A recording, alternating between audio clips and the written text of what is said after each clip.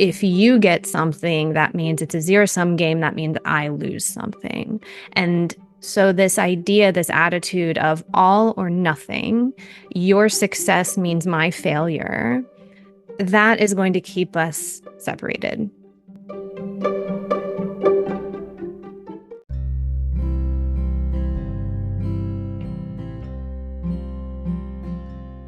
Welcome to Making Polyamory Work.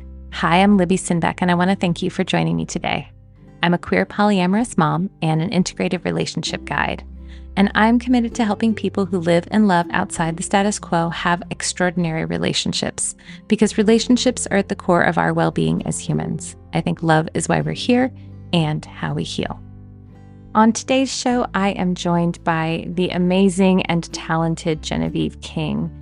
Some of you may know her as Chill Polyamory on TikTok, Instagram, and YouTube. She's a queer polyamorous relationship anarchist and has been practicing in those relationship styles for over 12 years.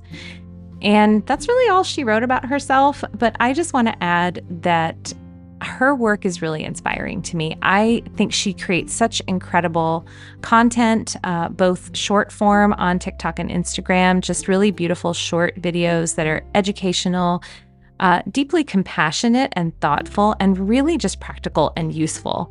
And then she also has a new YouTube channel out where she's going to be talking about polyamory in film and TV and kind of really going into the stories and dissecting what's happening.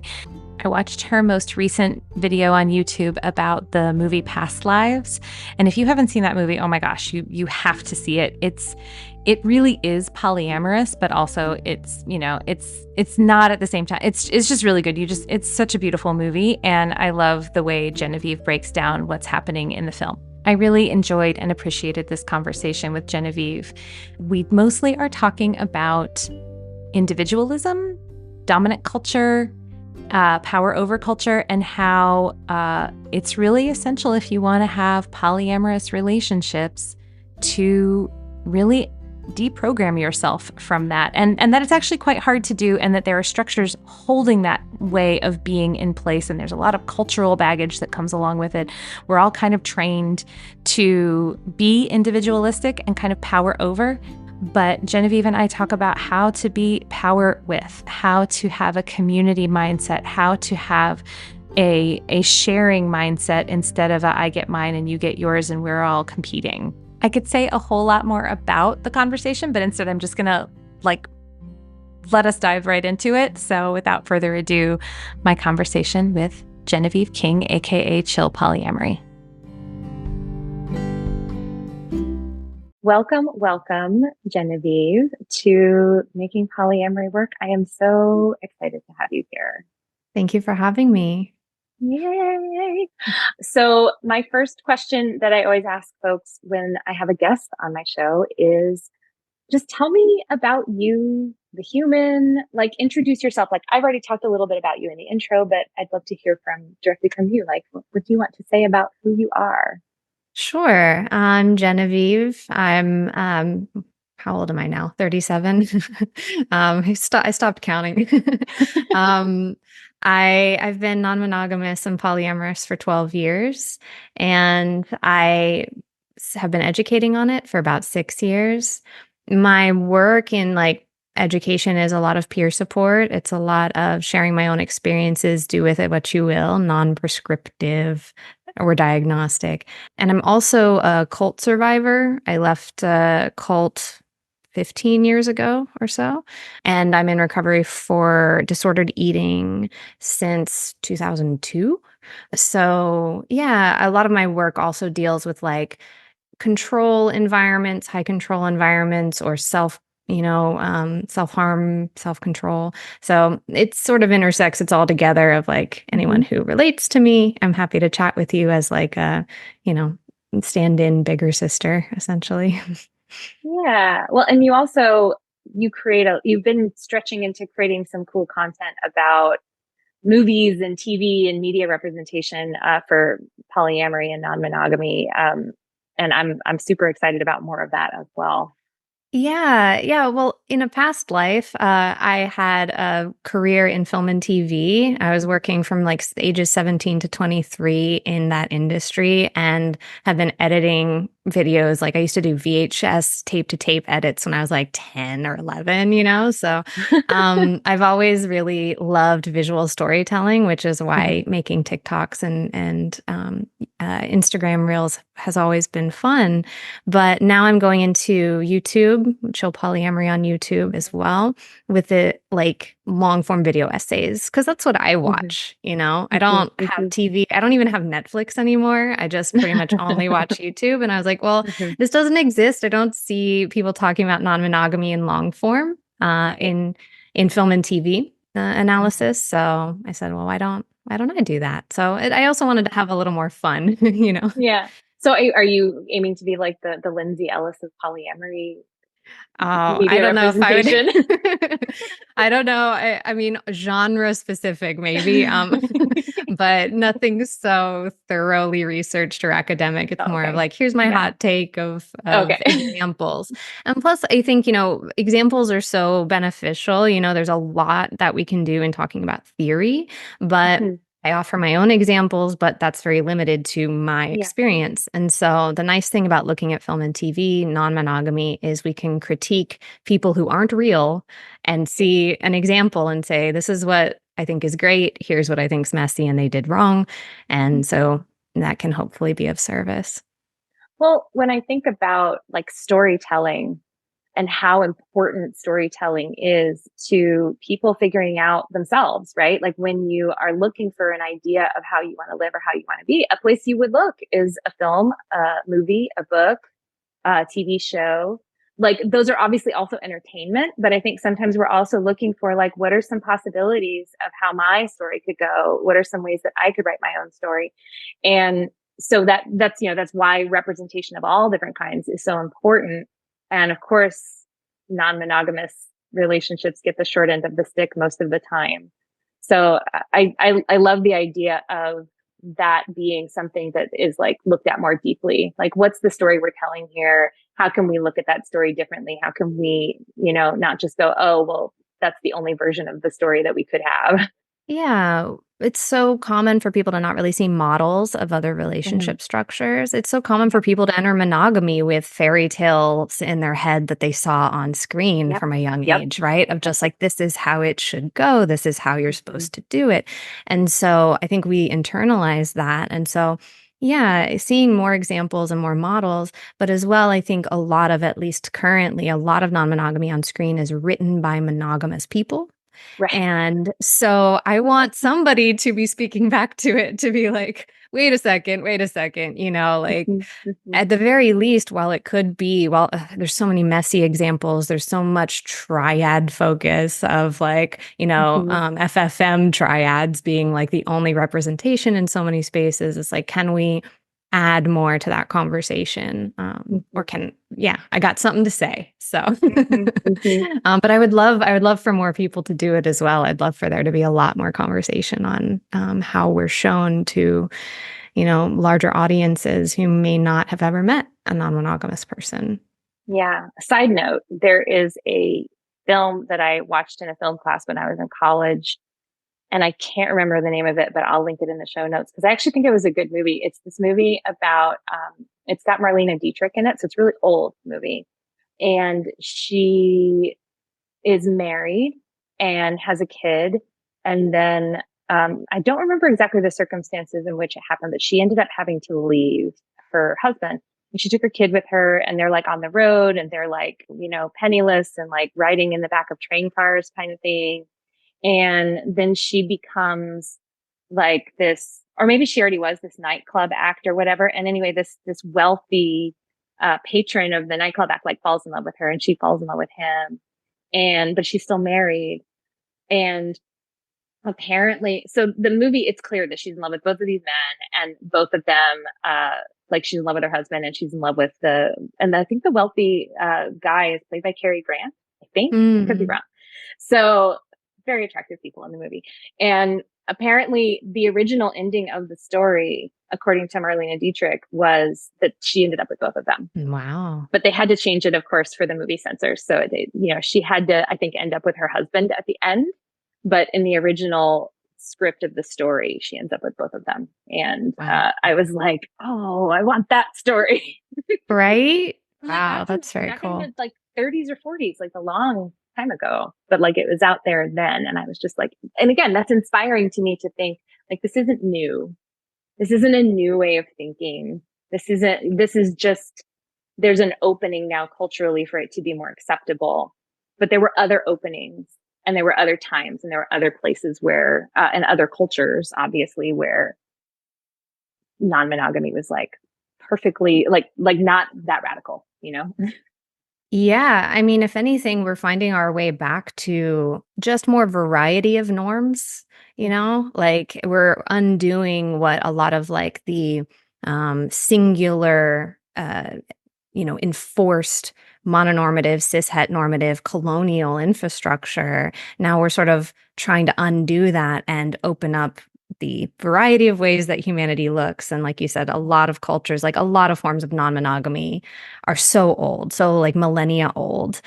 And I love that, yeah, we're not enforcing people to betray themselves or hide themselves as much anymore. Yeah. Well, and I want to get into that topic a little bit more, because I will tell you, as a coach myself, and so I work with clients in all types of configurations, and folks will reach out to me, and a recurring theme that I hear, and it comes up in two different ways. One recurring theme that I have are people who are really looking for something different than the escalator monogamous family model, and they're really trying to create something different for themselves, and they're trying to create something different for themselves that doesn't mean that they're free floating and unconnected and unsupported, right? That they have something that's rooted, that's rich, whether it's romantic relationships or chosen family community or what have you. And they are kind of bumping up against like people that partner with them that are like, you should live with me, you should do this, all of the kind of, they want to ride the escalator, and they're having a hard time like holding their own. So I have those folks that sometimes work with me where it's like, no, you can do what you want.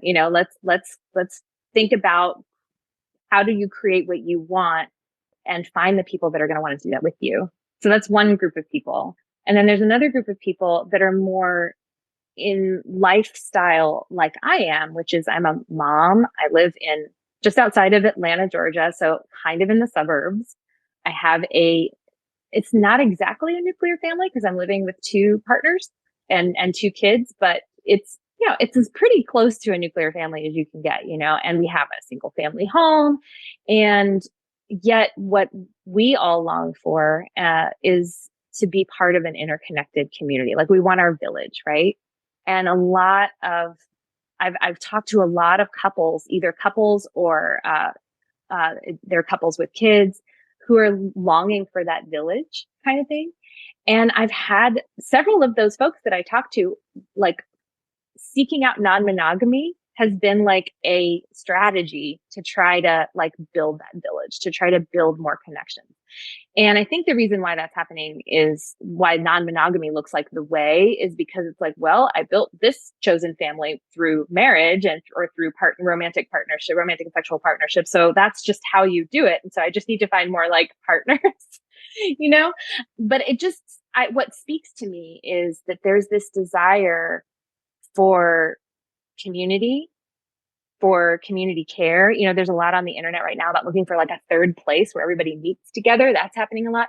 And I guess you created a lot of content that speaks to that, like speaks to this idea that like, it's not just about like shedding the layers of societal norms and stretching into your true identity or whatever, but it's more like, how do we create more connections across a broader spectrum?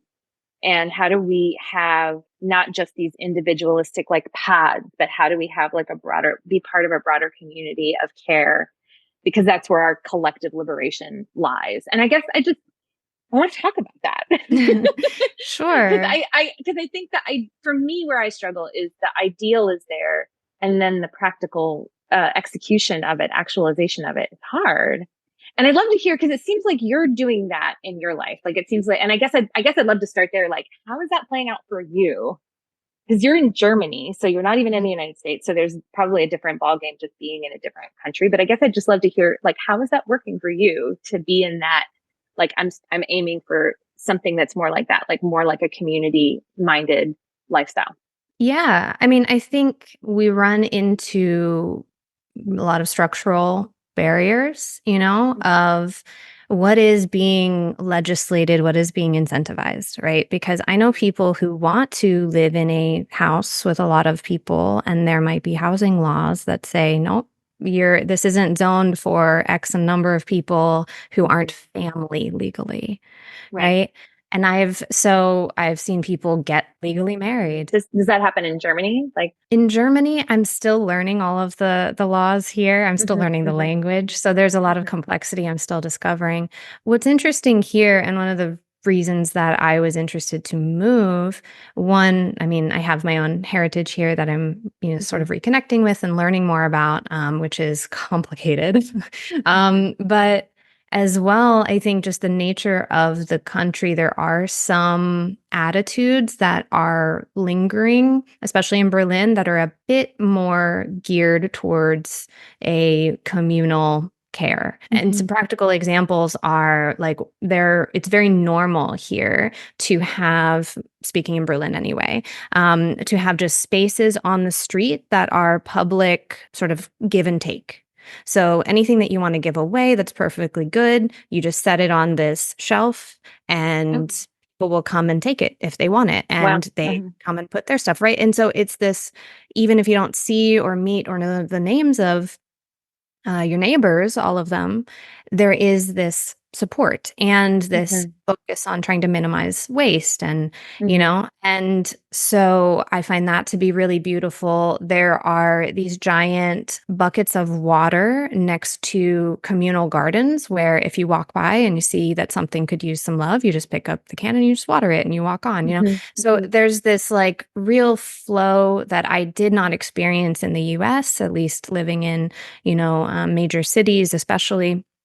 There was a lot more isolation that I experienced in the US, a lot more, preoccupation with the self and self-actualization and individualism. That absolutely happens here too, right? I doubt there's any place that's utopian. But yeah, I think there might be. I wanted to go to a place where there might be fewer barriers to the people themselves being able to imagine it. Because that's the other thing, like you were saying, is like Yeah. you want these communal spaces, but it requires everybody to have similar goals and similar values. And if people are coming in saying, yes, I care about you, but that at the end of the day, they are their top priority or their spouse is their top priority, no shade if that's like how the things need to be constructed, but there can be a lot of theory not matching practice. And so building this network that you're describing, it requires everybody involved to want that. And so there absolutely are, longstanding communities of care that don't require polyamory. I think a lot of times people do see it as a shortcut, like you mentioned, of, well, and I think that my theory is that speaks more to our, idealizing of romance as more important than non-romance. And so, which practically like can be a reality for people if you're wanting to be as important as their spouse or something. Sometimes people won't even put you in that box of possible importance unless they feel romantically towards you. And so there is a lot that goes into creating this network, is like kind of unlearning the idea that friends are less important or they are bonus people, like actually, actually seeing everybody as valuable and worth investing in. Yeah. Well, and I wonder just, I have so many thoughts to share about that just from my own experience. But I guess I'm curious from your experience. You said before, like sometimes there are like these structural barriers to really creating those communities of care with, with friend networks, with chosen family, that kind of thing. But I guess I'm wondering just how is it playing out for you right now? if you're comfortable sharing. Of course. Yeah, so I got legally married to another partner, for immigration purposes, Mhm. and what was cool about that is it was negotiated with everybody that we were really close to. There was a talk of like, "Okay, if this, doesn't feel okay to people," it's not that we're asking everyone permission, but it was more of like, "How can we take care of you? How can we make sure everybody's taken care of?" And this plan to sign this contract was to protect the partner and allow for immigration, and it legally gave him more rights and, more like access to stuff. And Mhm. that can't really be ignored. And it also isn't inherently a bad thing. Like it can be negotiated. Yeah. And the other people that we were close to were like, okay, that doesn't really step on my toes at the moment, but what is a path to divorce if it ever seems like it isn't cool anymore? And Mhm. not that they could then say, I want you to divorce, because we would still all assess as a team of like, no, at the end of the day, risk of deportation still feels like not worth it.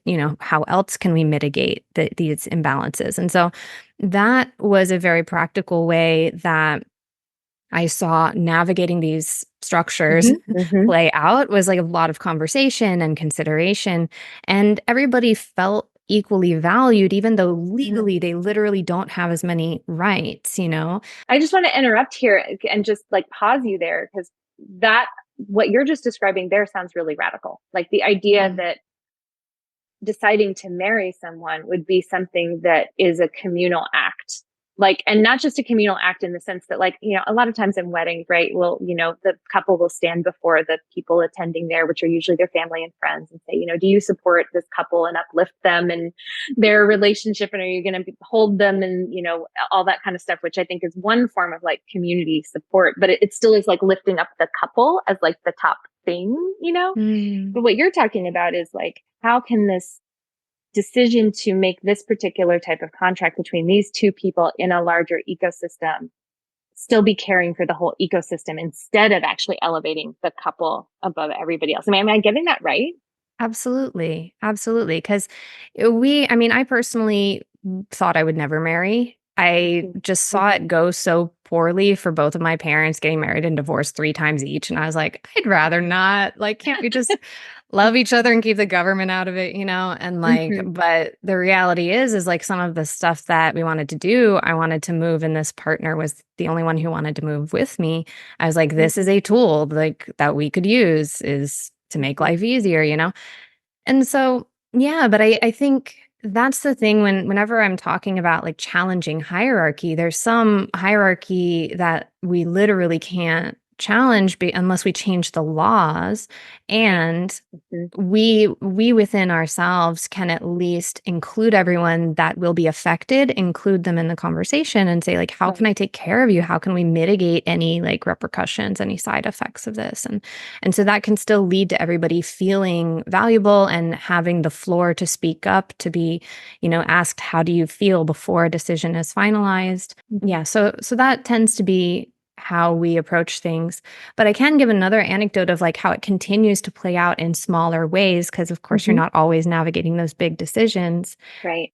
There is an attitude among myself and my people that I'm closest to, that's sort of like, even if we've not met someone who you're tight with, like if they need help and I can provide that, even if I don't Mhm. know them, I trust like that they're in our network. So let's help them, right? There's Mhm. this conceptualizing of, even if we don't like see each other every day, you matter, Mhm. you're in our extended family. And so I was dating this woman for a few months, and we were on the train and she got her phone stolen. She got her Mhm. wallet taken, I think, too.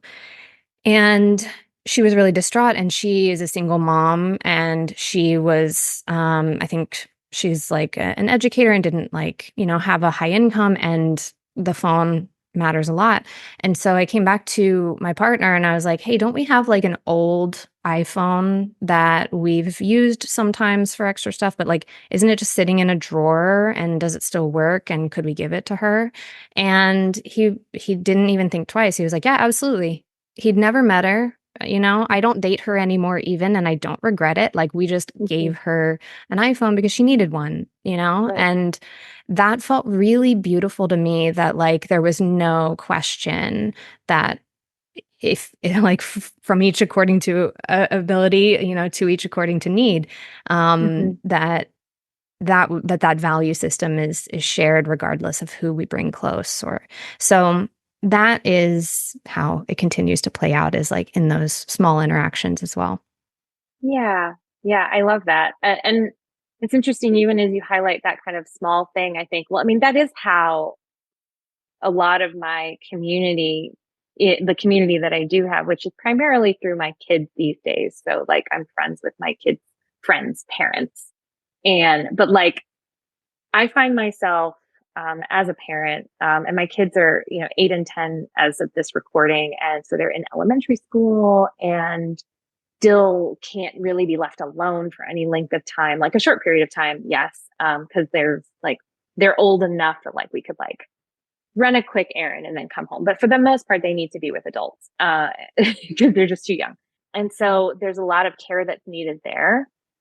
And the thing is, like when I'm friends with other parents who are in the same boat, there's a lot of care that everybody's doing all the time. And so you'd think that there would be this way to like split that up, to share, to be like, I'll take your kids, you take mine.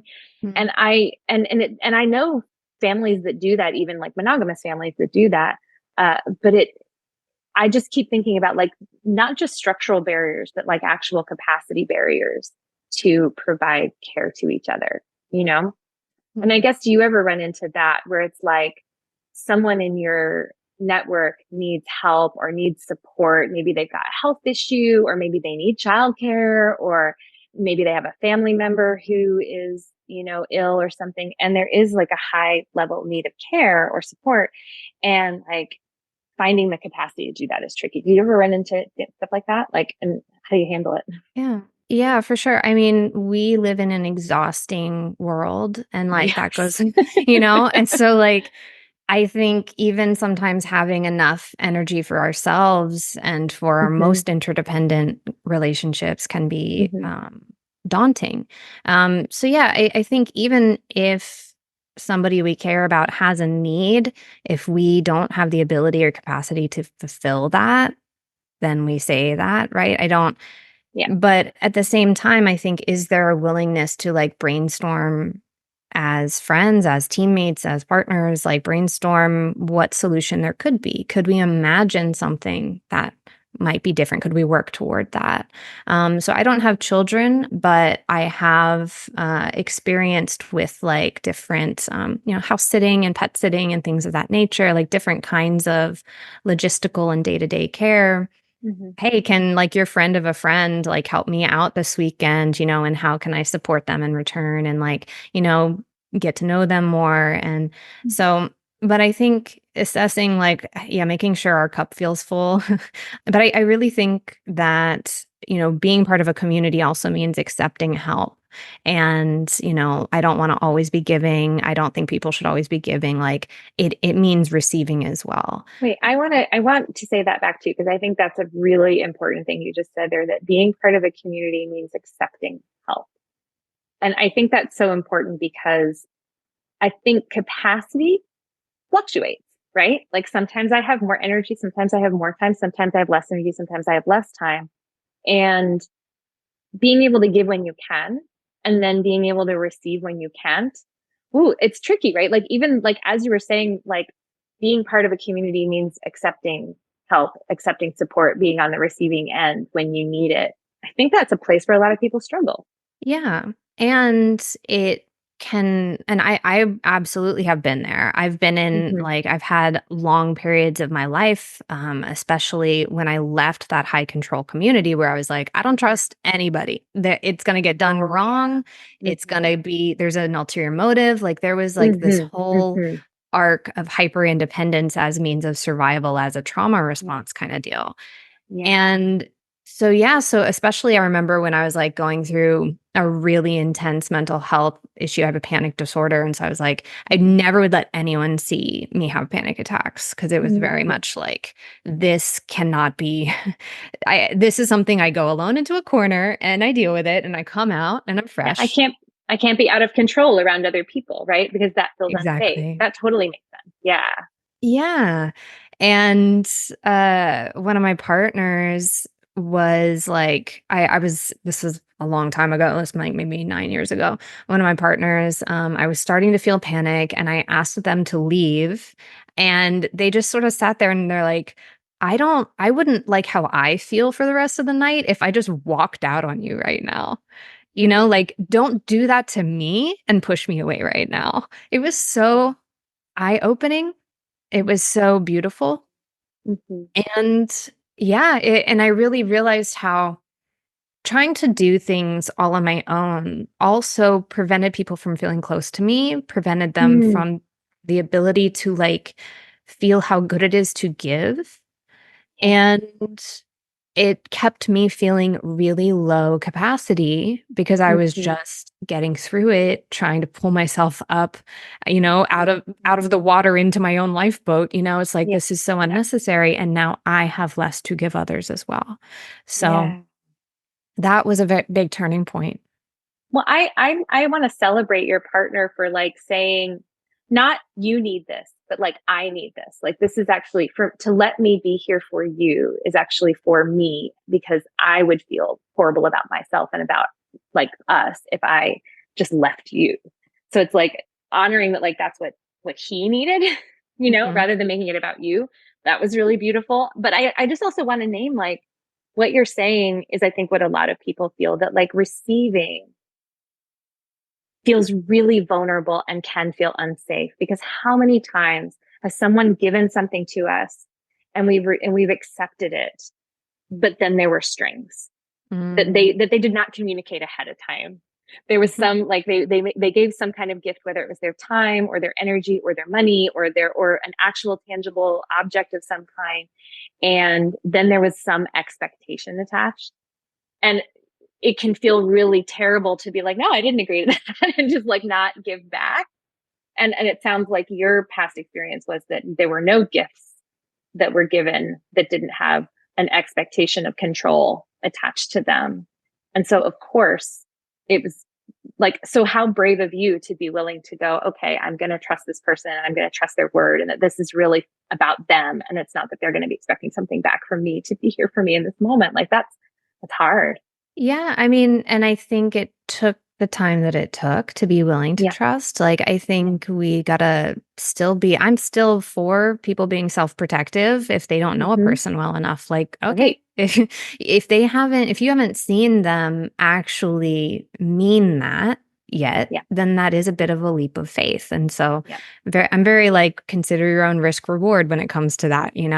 And I was willing to take that leap of faith because we had been together for, the better part of a year, I think, at that point. And that's when I was ready to let them into that space. But what was cool about that is like, I only needed like two or three relationships that I felt that level of willingness to be totally open with Mm-hmm. before it got easier everywhere. Cause like, if Mm. it's easier to be not okay, in the most intimate of environments, then it was kind of easier to be a version of not okay on a first date. Like that was my experience as well, is like I felt a little bit more insulated from other people fumbling it or other people having ulterior Mhm. motives or passive aggressive, whatever, because I felt like at the end of the day there is this core of people that I can trust, and so I got a little bit less hyper independent in lower stakes situations. Well, and what I think there too is if you have enough people who you can trust, then when it goes poorly, you it's not like, oh, I can't trust anyone. Like you still have all the data that like I can trust some people, but I can't trust everyone, which is Yeah. true. And I think that's an important thing to like acknowledge is that receiving is a vulnerable act, and there are some people you shouldn't receive from because they will use it to manipulate you or harm you or gain access to you in a way, or feel entitled to access to you in a way that you didn't agree to or don't want. Another thought that I'm having here, though, just as we're talking about receiving, because I do think for a lot of people, like learning to receive help is an important part of connecting to community. And a lot of people do have that hyper independence, like I shouldn't need help. I shouldn't need anybody. And I think that shows up a lot with parenting, actually. And there's even a fair amount of shaming around that. Like if you do need help, if you do want extra support, you're not a good enough parent. But like on the flip side, one thing that I remember that I ran into when I was part of a more interconnected community was that there were some people who would just take a lot, like that would just take a lot of space, take a lot of energy, take a lot of emotional processing. And so there were these imbalances that would show up where like some people would give a lot and not take a lot. And then there would be some people who would take a lot and not give a lot. And I guess I'm wondering if you ever had that experience where there's someone in your space who is doing a lot of taking without an awareness of like how that's impacting the overall community capacity. Yeah, I mean, I think that has been my experience. That was an experience through so much of my life. I remember when I was like 5 or something, this girl that I had invited over to play Barbies, like she somehow talked me into giving her all of my Barbies. And she's like walking out the front door, and my mom's like, "Excuse me, where are you going with all of that?" And she's like, "Oh no, she said I could take them."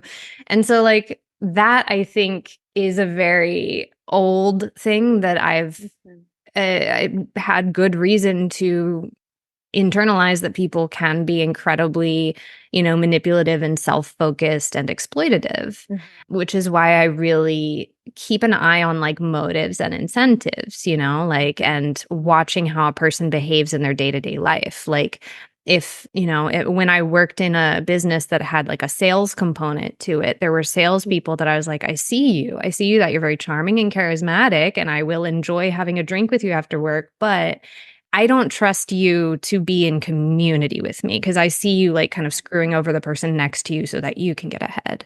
And so if a person operates that way in any area of their life, even if they haven't done it to me, I keep my guard a little up around them.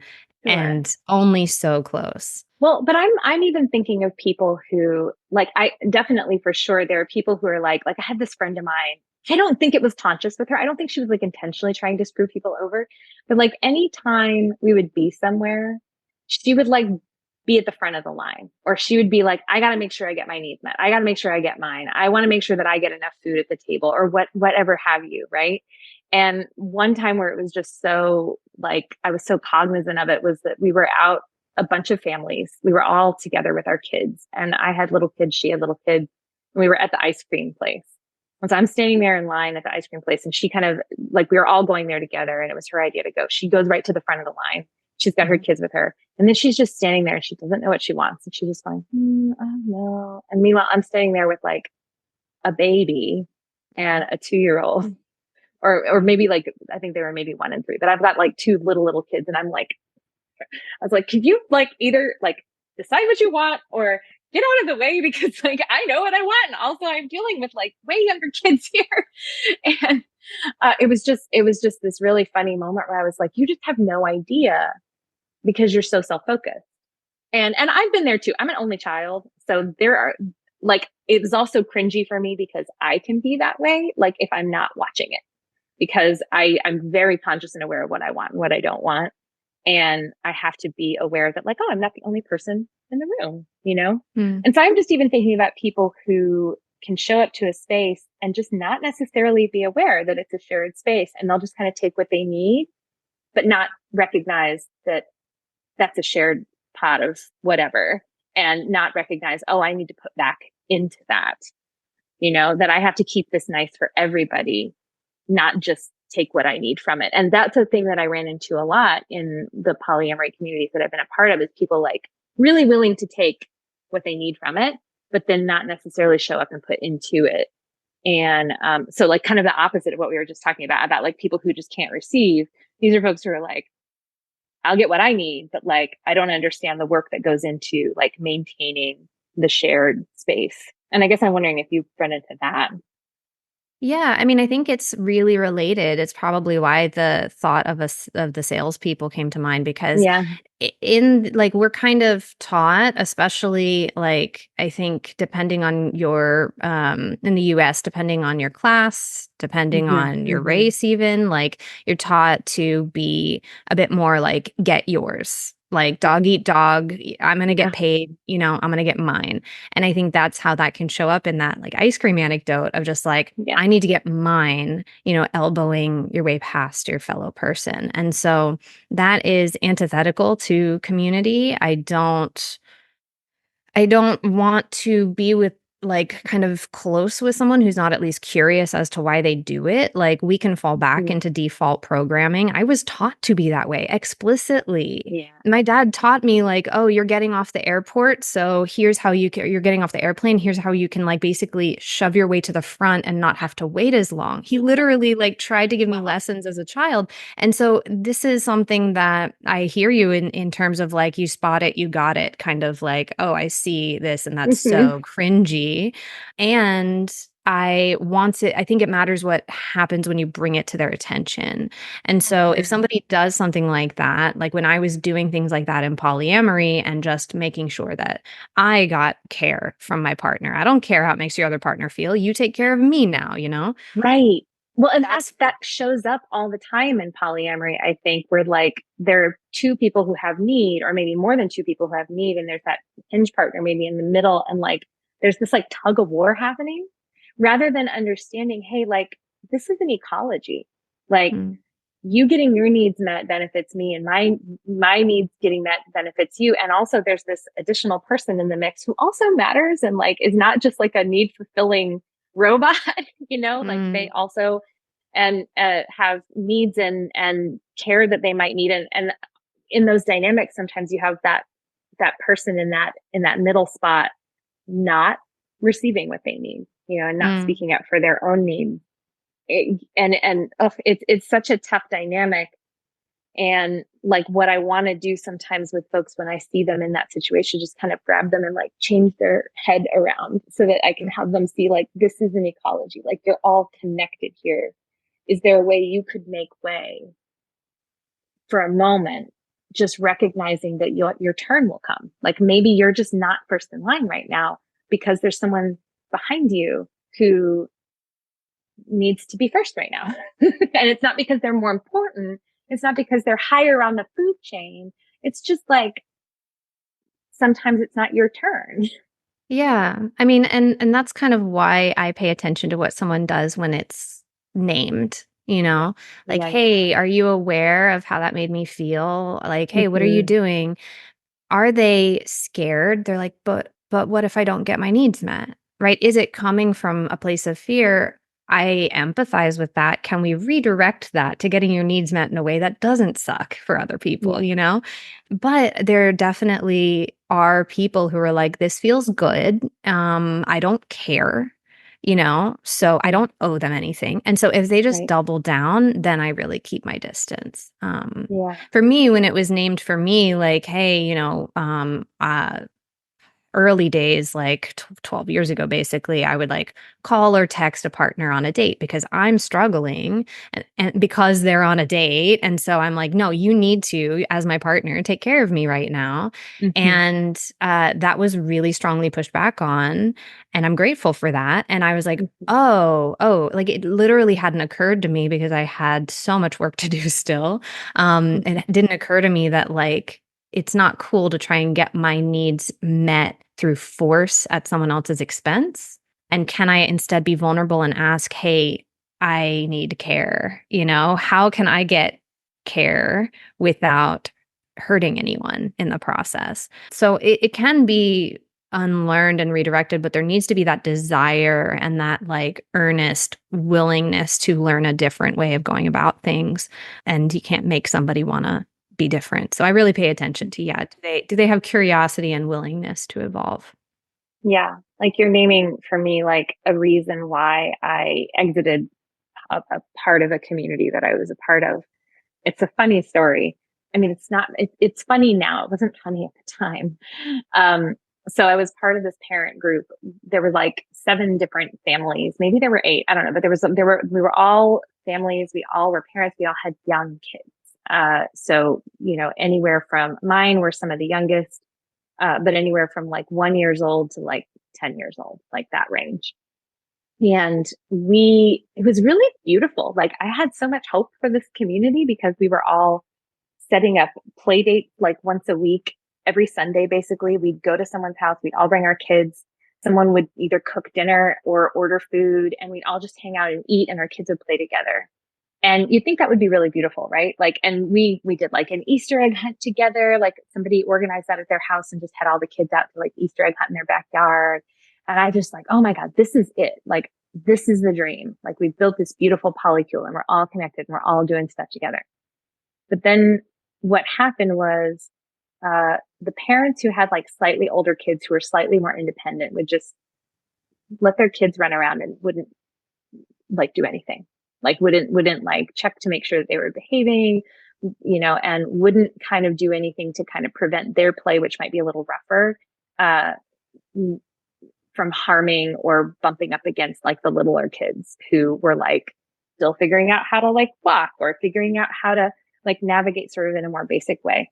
And so those of us who had younger kids, we were kind of hovering with our kids more, or we'd have to trade off. Like with Drew and I, we'd have to trade off who was going to kind of hover with the kids and who'd get to socialize with the grownups.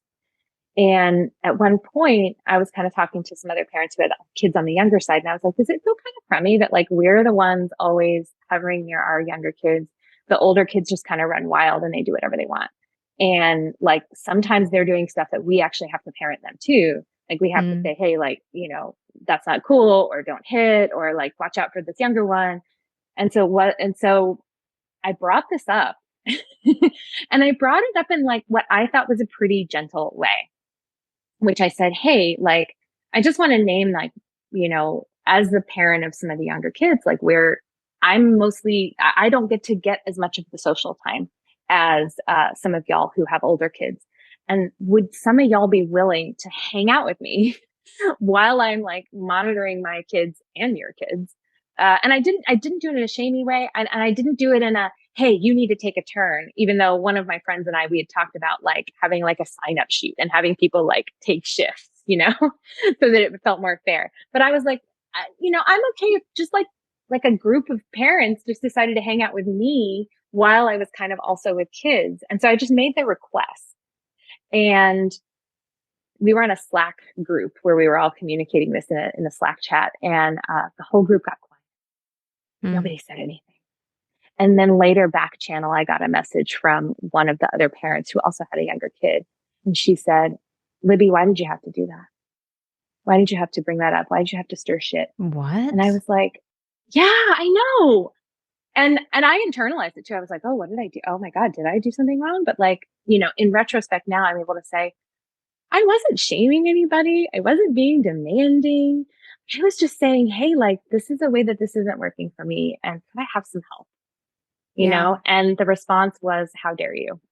Wow. How dare you ruin our good time? We're having such a great time just chilling and drinking and whatever in our adult space. And now you're asking us to do something different. And I was just like, now maybe they read into it, I mean, I guess that must have been part of what happened was they read into it. Like they read into shaming, or they read into the fact that I was disgruntled about it or whatever. Cause I was, but like there was like no compassion and nothing changed. And then that was sort of the beginning of the end of my connection with that group, was because, I would be the person to be like, hey, like, this doesn't feel fair. And I would just like this to feel more like, so that I can enjoy it as much as you're enjoying it. Yep. Yeah. Yeah. I mean, I'm really sorry that happened to you. It's such a reveal of character when like you present, hey, I'm kind of hurting. And someone's like, well, how dare you ask me to do something different? It's not possible, I think, if that's somebody's mentality and they're like, again, I'm going to get mine, doubling down. Yeah. Then that's good to know.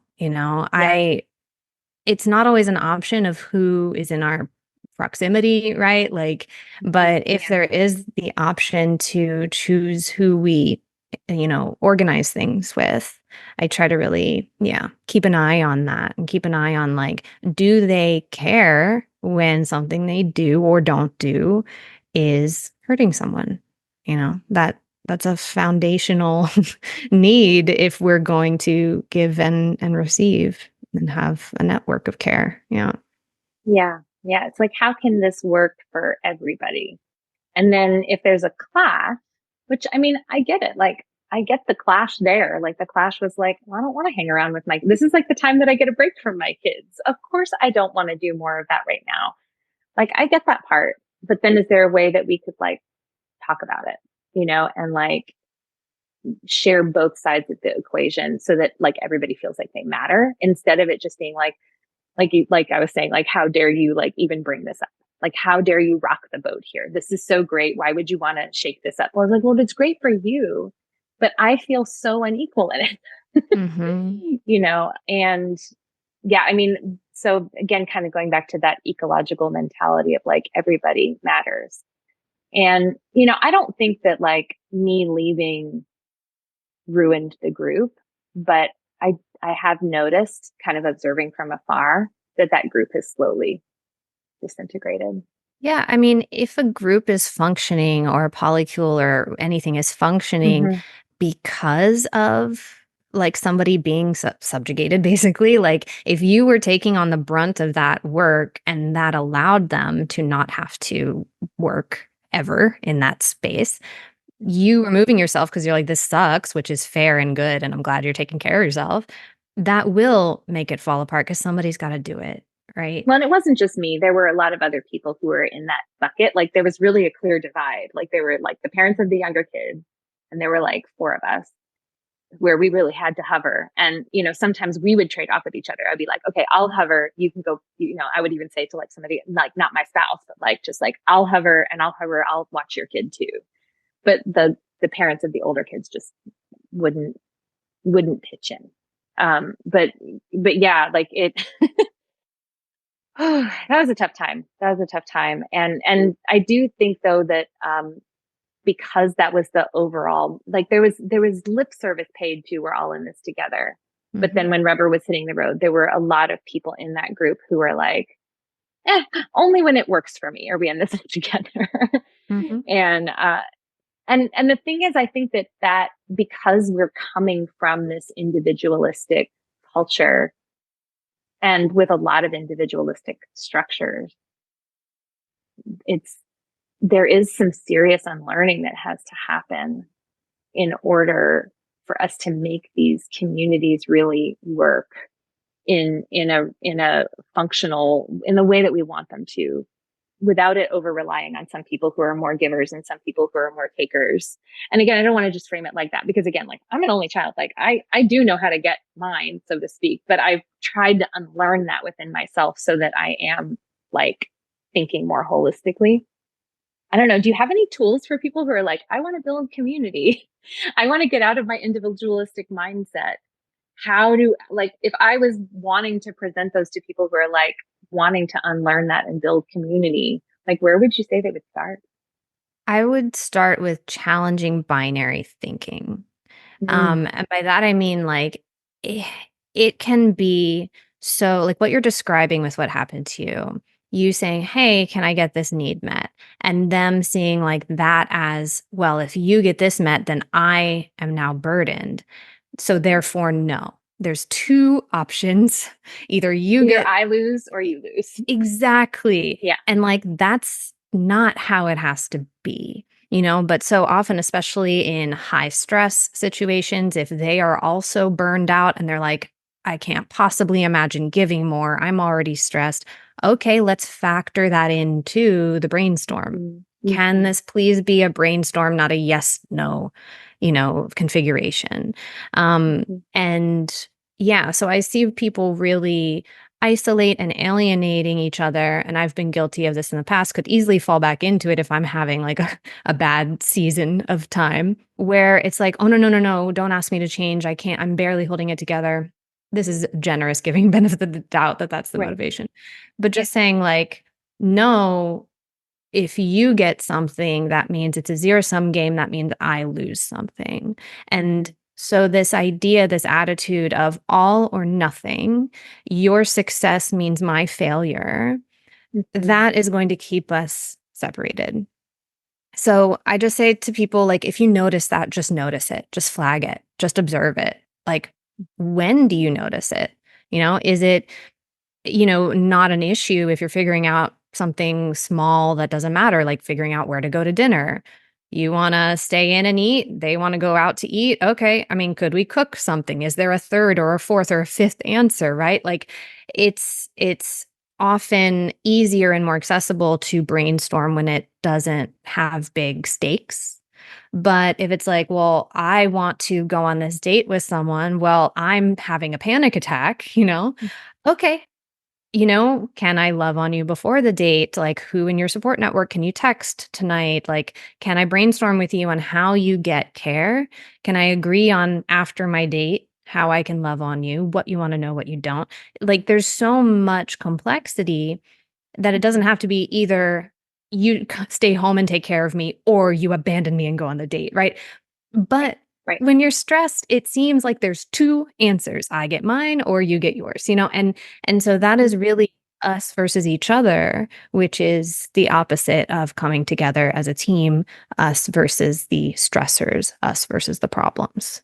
Yeah. Yeah, I love that you named that when we're stressed, we're more likely to see it that way. And I think that's so true because we're more in our survival brain, right? We're in the brain that says either I win or you win. And I need to either win or I need to like protect myself from losing, is kind of how I frame it. Either I'm going to fight or I'm going to run away and shut down and close off. Either one is basically I need to protect myself from you versus like you said, kind of us versus the problem. Like you have to be in a different brain state to get to that place, I think, a lot of the time. And if you're not noticing, like you said, not able to notice and observe yourself in that stress state, then you can just kind of get locked in there, I think. And then the other piece that I heard you say that I would just kind of amplify is like recognizing when there's a perception of scarcity, because Mhm. sometimes scarcity is like real, like Mhm. there actually is only so much time in a day. Or in the case of like this, this parenting thing that I was a part of, and there was a scarce amount of time to socialize while your kids are playing with other kids. Like that was a scarce resource. It was one day a week. And it was so many hours in that day. And of course, like it makes sense that you'd want as much of it as you could get. And when you are going and being in the kiddie room or whatever it is, like, yeah, you're getting less. It's real. But when you think about it, but are there ways to think about it that more expansively? Like maybe I could get something out of doing this with other parents there. Like maybe it wouldn't feel such a bummer if there were more parents kind of hanging out in that space with me, and maybe I could get parenting tips, or like how could we make it feel like instead of this scarce resource where people are just trying to get what they can get, and if they don't get it then they lose, to how can we expand this?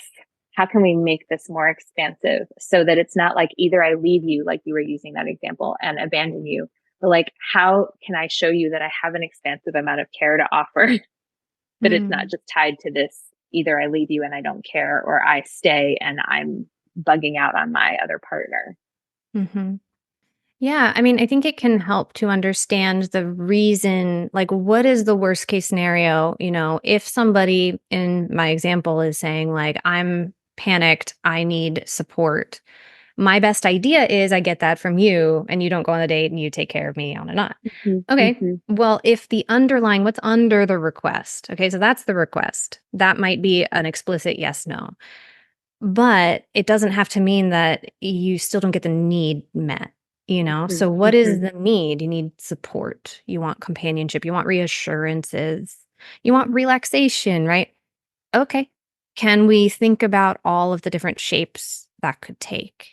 You Yeah. know, and I think in the long run, like, can we zoom out and see it as an ebb and flow of, time and resources and energy, and that some days we are a bit more tired, we are giving a bit more, and that Mm-hmm. that can, with agreements, even out where we will get our need met tomorrow or next week, or we take turns doing the thing, or and yeah, just not really seeing it as as such an emergency. This has to be this way right now. I think most people who wind up doing controlling things or behaving in really selfish ways, of course, there are people who are just at their core incapable of seeing other people, but I think most of the time what I see is people not trusting that they will have all their needs met.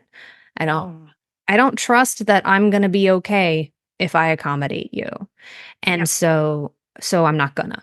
Rather than I wonder how I could get my need met in a way that you also get yours, on Mhm. average long term.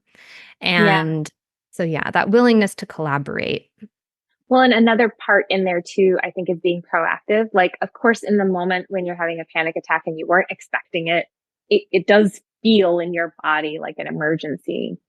But when I think about, I mean, what I advise my clients to do often is instead of waiting for the moment and just hoping it goes okay, like be proactive. Like, how could I think ahead? Okay, last time this is what happened and this was hard. Could we proactively create a scenario where this could go better?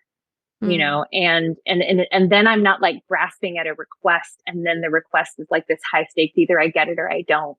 But instead we can be in that collaborative problem solving place, and when it doesn't feel like an emergency, when we have access to the part of our brain that's able to go, I can see my side and I can see your side and I can see this other person's side and I can see the group need and I can see all of it because I have more of my brain structures that are capable of integrating complexity Mm. on board. And then you've inoculated yourself against those feelings of emergency that are happening in the moment. Yeah, and I think another aspect of this, especially in terms of polyamory, is that if Mm-hmm. the feeling of scarcity we're having is related to a person, that person is not just a benign resource, like it's not quote unquote fair for me to get 50% of their time and for the other person to get 50% of their time. That takes away the person in the middle's ability to decide what they want to do. And maybe they only want to spend 10% of their time with you. And that hurts because you're not on the same page. But a lot of times people will confuse justice or equality or balance with getting the same stuff. But if Mm-hmm. the stuff is a person, like that's not don't take away their choice in the matter, And so like and on the inverse as well, I had an experience where I was having a really hard time and a partner decided to not go on a date. Like that was Mm-hmm. their decision. And I Yes. really struggled with that because I'm like, no, I don't want to control you. I don't want to tell you to do that. Mm-hmm. But, they were, my dad had just died and they were a primary emotional support for me. And they could kind of take it or leave it with this date. They were like, Right. independent of me. And so I was Mm-hmm. really struggling because my reserves were so low from dealing with everything else that I was like, oh, Yeah. this stress. Oh my God, what am I going to do?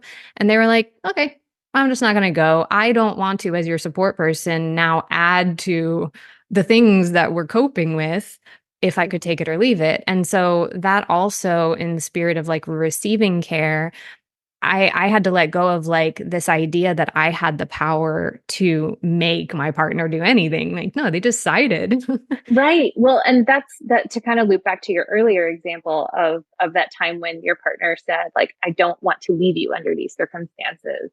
Understanding like when you're perceiving a person as a resource instead of as a person, not recognizing that they have their own needs and their own desires and their own priorities and their own values. And if they're choosing to let go of one thing in favor of another thing, that may not have anything to do with either of those people or those things or what they've said or what they've demanded or whatever. It's probably, hopefully, more internal to the person and what's important to them. And if it's not, they probably need to do some inner work about figuring out what is important to them.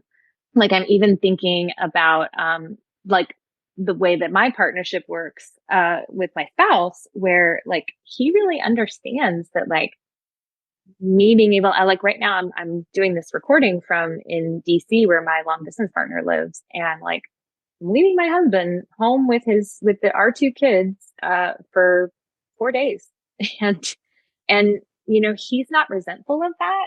He's not.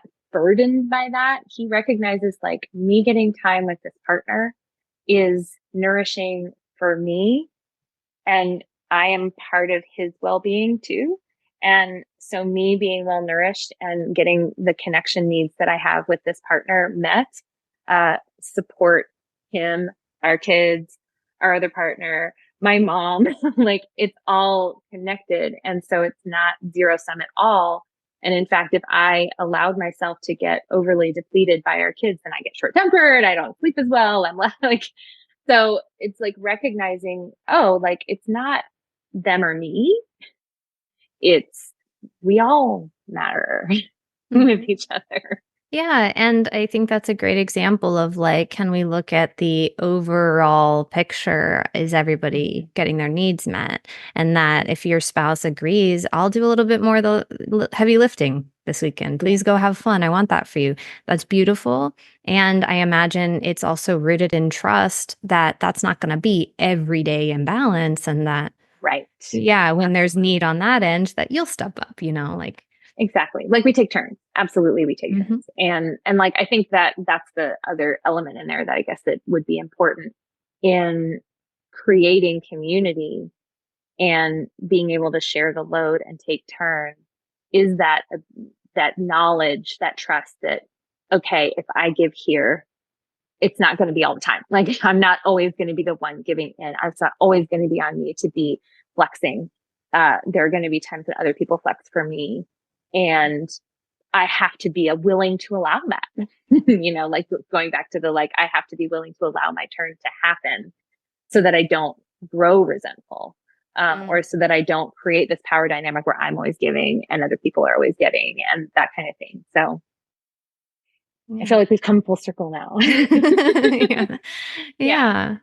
I'd love to just like wrap the conversation, I think, from here. But before I go, I would love for you to just tell people how to find you. And if they want more of your work, or if they're like inspired and they want to work with you, like how can they connect? Sure. Well, I'm Genevieve King. I go by @Polyamory on TikTok and Instagram and YouTube. TikTok and Instagram are where I do short form videos and resources. I do video essays on YouTube. I also do long form video essays on polyamory and share my personal stories and do live chats on patreon.com/chillpolyamory. So you get a lot of bonus goodies. And yeah, if you want to chat one-on-one, I'm available for video calls and email pen pals. You can learn more at chillpolyamory.com. Awesome. Well, Genevieve, thanks so much for sharing this time with me and having this Thanks for very having juicy me. conversation. Yeah. I appreciate it.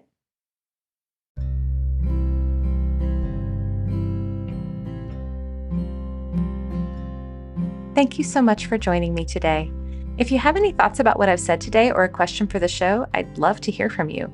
You can find me on Instagram as @ThatPolyamMom, or you can go to the show's website, makingpolyamorywork.com, and submit a question there.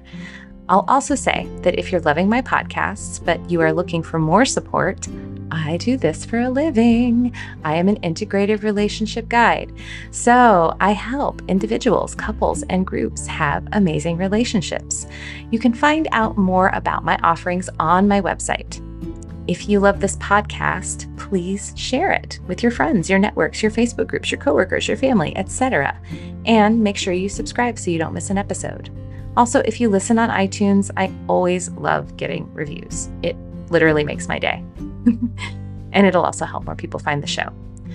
Making Polyamory Work is created by me, Libby Sinback. It is edited by Finn of the Normalizing Non-Monogamy podcast and hosted on the Spotify Podcasts platform. Vanda Leone manages the website and posts the transcripts. Thank you, everyone, and see you next time.